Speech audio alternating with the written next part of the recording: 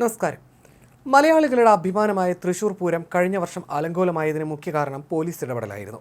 അന്നത്തെ കമ്മീഷണർ അങ്കിത് അശോകിന്റെ തെറ്റായ ഇടപെടലാണ് പ്രശ്നം സൃഷ്ടിച്ചതെന്ന പരാതി ഉയർന്നതിനിടെ മുൻ കമ്മീഷണറുടെ വീഡിയോ സൈബറിടത്തിൽ വൈറലായിരുന്നു. കണ്ണൂർ റേഞ്ചിലെ പുതിയ DIG ഇന്നലെ നിയമിതനായ യതീഷ് ചന്ദ്ര IPSന്റെ തൃശൂർ പൂരപ്പറമ്പിലെ വീഡിയോയാണ് അന്ന് വൈറലായത്. യതീഷ് ചന്ദ്ര തൃശൂർ കമ്മീഷണറായിരുന്ന കാലത്ത് അദ്ദേഹം പൂരത്തിനെത്തിയവരോട് മാന്യമായി പെരുമാറുന്നതും അവരോടൊപ്പം പൂരം ആഘോഷിക്കുന്നതുമായിരുന്നു വീഡിയോയുടെ ഉള്ളടക്കം. യതീഷ് ചന്ദ്രയുടെ തൃശൂർ പൂരപ്പറമ്പിലെ വീഡിയോ സ്റ്റാറ്റസ് ആക്കിയവരിൽ തൃശൂരിലെ പോലീസുകാരുമുണ്ടായിരുന്നു. പോലീസ് ഇങ്ങനെ ആവണമട എന്ന അടിക്കുറിപ്പുകളോടെയായിരുന്നു അന്ന് വീഡിയോ പ്രചരിച്ചത്. ഇടക്കാലത്ത് യതീഷ് ചന്ദ്ര എവിടെയെന്ന ചോദ്യം സോഷ്യൽ മീഡിയയിൽ ഉയർന്നിരുന്നു. കർണാടക സ്വദേശിയായ യതീഷ് ചന്ദ്ര ഇടക്കാലത്ത് കേരളം വിട്ട് ബംഗളൂരു സിറ്റി പോലീസിൽ അഴിമതി വിരുദ്ധ വിഭാഗം SP ആയി ഡെപ്യൂട്ടേഷൻ അവസാനിച്ച് ഏതാനും മാസം മുമ്പ് തിരിച്ചെത്തിയെങ്കിലും അവധിയിലായിരുന്നു. ഇപ്പോൾ DIG ആയി പ്രമോഷൻ കിട്ടിയിരിക്കുകയാണ്. സിനിമാ താരങ്ങളെക്കാൾ സുന്ദരനായ പോലീസ് ഉദ്യോഗസ്ഥൻ, ഫിറ്റ്നസിലേറെ ശ്രദ്ധ പുലർത്തുന്ന വ്യക്തിത്വം. യതീഷ് ചന്ദ്ര IPSനെ കുറിച്ച് പറയുമ്പോൾ തെളിഞ്ഞു വരുന്ന ചിത്രം ഇതൊക്കെയാണ്. ആരെയും കൂസാത്ത ഉദ്യോഗസ്ഥനാണ് അദ്ദേഹം. കേരളത്തിലും വിവാദങ്ങളിൽ നിറഞ്ഞു നിന്ന ഉദ്യോഗസ്ഥനായിരുന്നു. 2021 കർണാടക കേഡറിലേക്ക് മാറാനുള്ള യതീഷ് ചന്ദ്രയുടെ അപേക്ഷ കേന്ദ്ര ആഭ്യന്തര മന്ത്രാലയം അംഗീകരിച്ചത്. 3 വർഷത്തേക്കാണ് യതീഷ് ചന്ദ്ര കർണാടക കേഡറിലേക്ക് സ്ഥലമാറ്റം ആവശ്യപ്പെട്ടത്.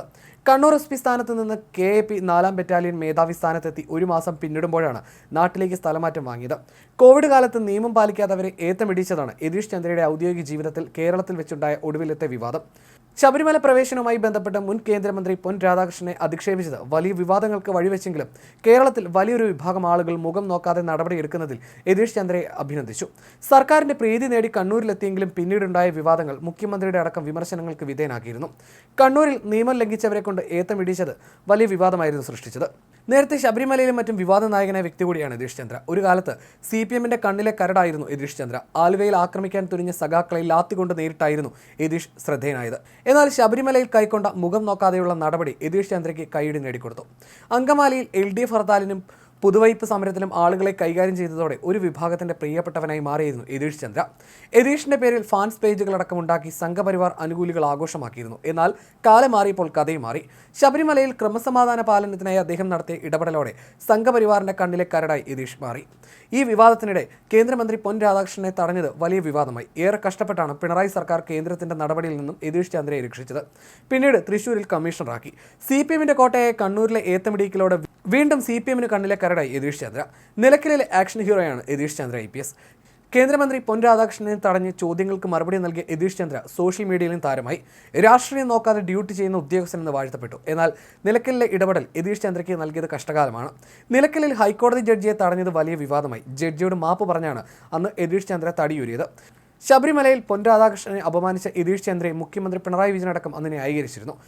അങ്കമാലിയിൽ LDF പ്രവർത്തകർ റോഡ് ഉപരോധിക്കുകയും വാഹനങ്ങൾ തടയുകയും ചെയ്ത സംഭവമാണ് യതീഷ് ചന്ദ്രയെ എല്ലാവരുടെയും നോട്ടപ്പുള്ളിയാക്കിയത്. LDF പ്രവർത്തകരുടെ സമരം അക്രമത്തിന് വഴിമാറുമെന്ന ഘട്ടത്തിൽ യതീഷിന്റെ നേതൃത്വത്തിലുള്ള പോലീസ് സംഘം ലാത്തി വീശുകയായിരുന്നു. ഇതോടെ നിരവധി പേർക്ക് പരിക്കേറ്റു. വഴിയാത്രക്കാരായ വയോധികനെ പോലും യതീഷ് ലാത്തി കൊണ്ട് മർദ്ദിക്കുന്ന ദൃശ്യങ്ങൾ പുറത്തു വന്നു. ഇത് അദ്ദേഹത്തിന്റെ ഇമേജിനെ തന്നെ ബാധിച്ചു. എന്നാൽ അക്രമം തടയാൻ വേണ്ടിയുള്ള നടപടി സ്വീകരിക്കുക മാത്രമാണ് ചെയ്തുള്ളൂ എന്നാണ് യതീഷ് പറഞ്ഞത്. 2015 മാർച്ചിലെ ഹർത്താൽ ദിനത്തിൽ തടഞ്ഞു വെച്ചിരുന്ന വാഹനങ്ങൾ കടത്തിവിടാൻ പ്രവർത്തകരോട് പോലീസ് ആവശ്യപ്പെട്ടെങ്കിലും ഫലം കണ്ടില്ല. ഇതേ ചൊല്ലി പ്രവർത്തകരും പോലീസും തമ്മിൽ ഉന്തും തള്ളുമുണ്ടായി. എന്നാൽ ലാത്തി ചാർജ് നടത്താൻ ഉത്തരവിട്ടെങ്കിലും കൂടെ ഉണ്ടായിരുന്ന പോലീസുകാർ മാറി നിന്നു. ഇതോടെയാണ് യതീഷ് ചന്ദ്ര തന്നെ ലാത്തിയുമായി നിരത്തിലിറങ്ങിയത്. സംഘർഷത്തിൽ CPM area secretary advocate KK Shibu ഉൾപ്പെടെ 4 പേർക്ക് പരിക്കേറ്റു. വയോധികനായ വ്യക്തിയെ പോലും തല്ലിയെന്ന ചീത്തപ്പേരും അദ്ദേഹത്തിന് ലഭിച്ചു. അന്ന് P രാജീവിന്റെ നേതൃത്വത്തിൽ യതീഷിനെതിരെ പ്രതിഷേധമൊക്കെ നടത്തിയെങ്കിലും ഇടത് സർക്കാർ അധികാരത്തിലെത്തിയപ്പോൾ അദ്ദേഹത്തിനെതിരെ പ്രതികാര നടപടിയൊന്നും ഉണ്ടായില്ല. കൊച്ചി DCP അദ്ദേഹത്തെ നിയമിക്കുകയും ചെയ്തു. പുതുവൈപ്പിനിൽ യതീഷ് ചന്ദ്രയുടെ ഇടപെടൽ പിഴവ് പറ്റിയെന്ന വിമർശനം ഉയർന്നെങ്കിലും പൊതുവെ സർവീസിൽ മിടുക്കൻ എന്ന പേര് യതീഷ് ചന്ദ്രയ്ക്ക് തുണയായി.